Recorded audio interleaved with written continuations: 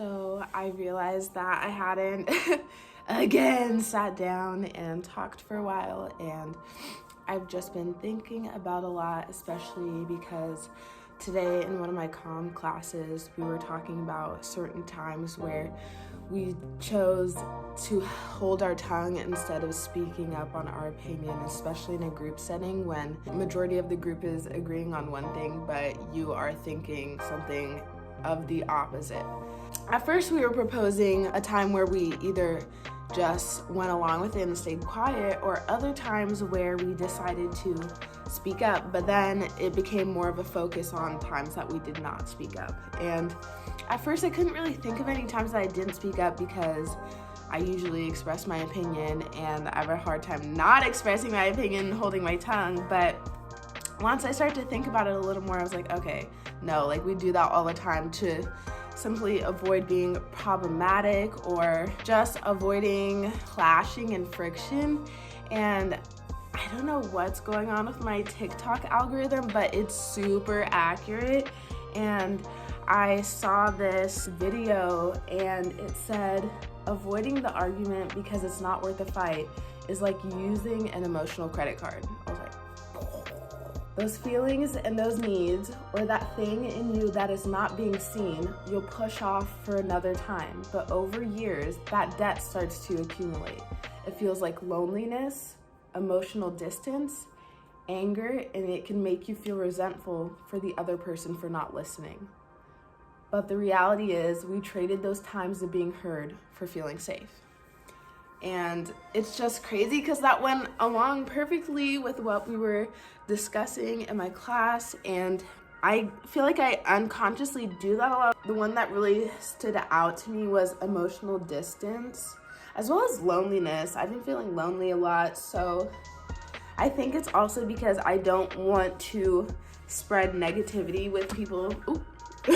With people that are around me, just because like I feel like that's unfair. If someone's having a good day and then you bring up something negative, it's like, dang, you just ruined my day, you know? And I don't ever want to ruin someone's day unless they deserve it. I'm just kidding. I feel like that's a lot of times why I don't say something, or I just don't want to be seen as that problematic black girl. You know how that goes.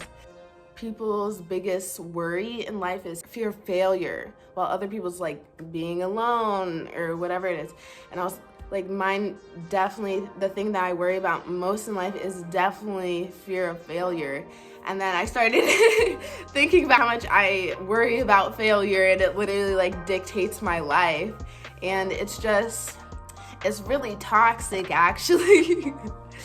You know, we love toxicity, but it really is toxic to just like let fear rule your life. But it's not necessarily fear, it's specifically fear of failure for me, at least, just because I feel like with the field that I want to go into, I'm constantly being told, oh, there's no way to get into it, like the film industry is completely on lock, like no one's gonna get in, you might as well start looking at like other aspects. And like I understand that it's very hard and almost impossible to get into this industry, but like, why would I try something that doesn't make me happy or isn't my first option or like my plan A, you know?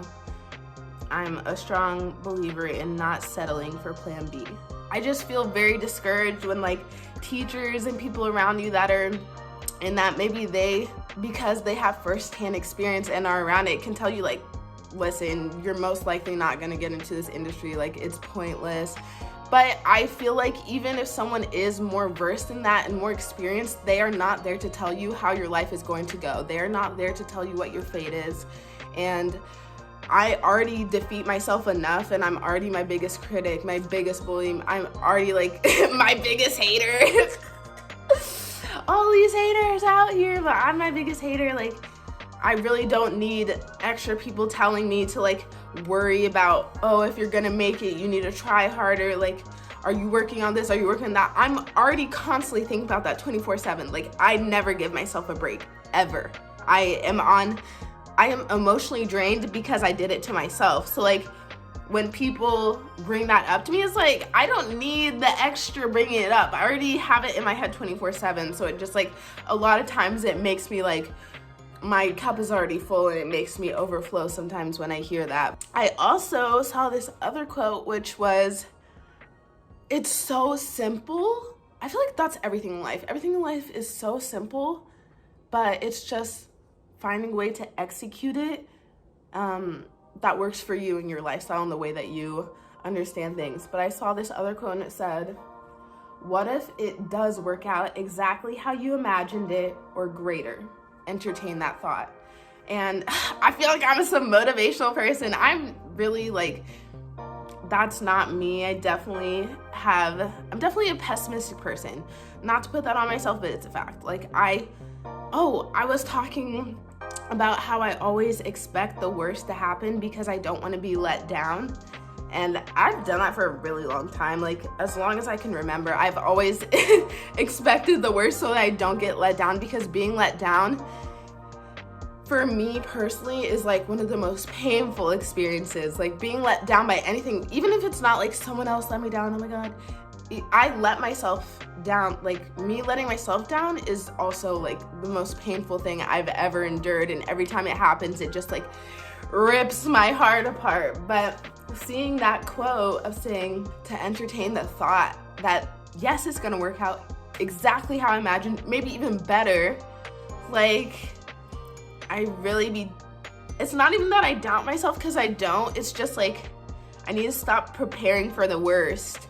But then even just like seeing that quote made me nervous. I was like, if I don't prepare for the worst and think that the worst is gonna happen, what's gonna happen if it's not amazing? Then I'm gonna be absolutely devastated and I won't be able to come back from that. But you live and you learn, I guess. So I'm gonna try and be vulnerable and not put my protection fence of thinking the worst is gonna happen, and try to imagine that the best will happen, or maybe even better, because I'm trying to be more positive.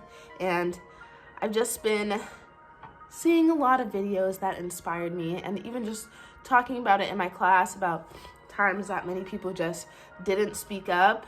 Not that speaking up is a problem of mine. I have no problem speaking up, but that can correlate to really any part of life, like parts where we miss out because of our mindset or because of our fears or because we don't want to be problematic. Like it's just not worth it at this point. It's like, what do we have to lose? It's 2020. Everything that could have gone wrong has already gone wrong. So might as well take some risks and go crazy with it. So that's kind of where I'm at.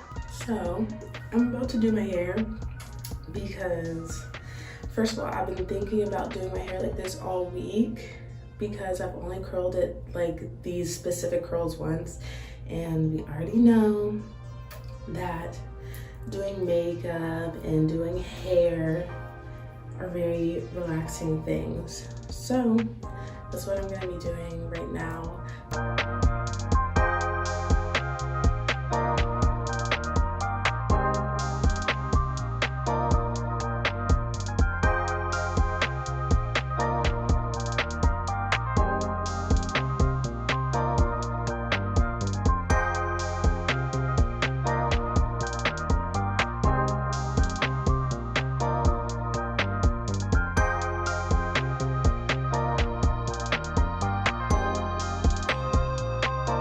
So I got all of these fun facts and quotes from this blog post from Studio 10, the makeup company, and I just thought, I wasn't surprised by the answers that I saw, but it's just nice to know that every woman views makeup in a different way, whether it's to make them feel better or just for creativity reasons. For me, it's just really relaxing, so I enjoy doing it, and who doesn't love looking amazing? So yeah, here's just a time lapse of me doing my makeup, and I will show the end results because this makeup look kind of went off. But yeah. So this is the end of this vlog series, at least for now. I'll probably come back to it. It's an ongoing thing. Mental health is always relevant. I've had a lot happen this semester. I have a final tomorrow or the day after tomorrow.